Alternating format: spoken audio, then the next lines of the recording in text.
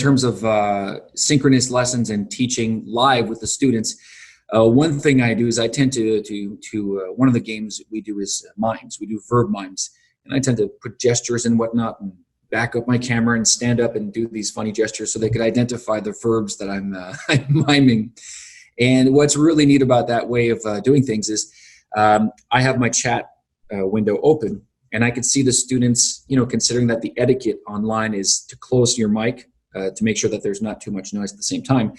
I have the chat window open, and they can answer directly and live and quickly. That type of live interaction is also really neat.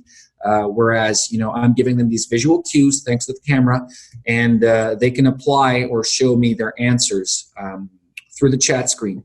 And it allows me to, and I think it's important to engage them in that way. You thank them for participating, and that's the important thing too, is engage them and have them participating.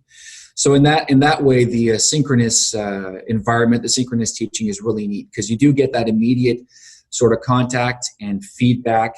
And you could address, if you see that you're doing something and they're not getting it or they're not answering, you could say, oh, okay, make a little note. And you're like, okay, well, this is something that needs to be addressed, and I'll apply this next lesson or whatnot. So it's a great way to keep track. And you could even at the end of the lesson see the chat, what happened and how they answered. That's a sort of a trace that you have of how the lesson went. So that's one way of doing it live, interactive.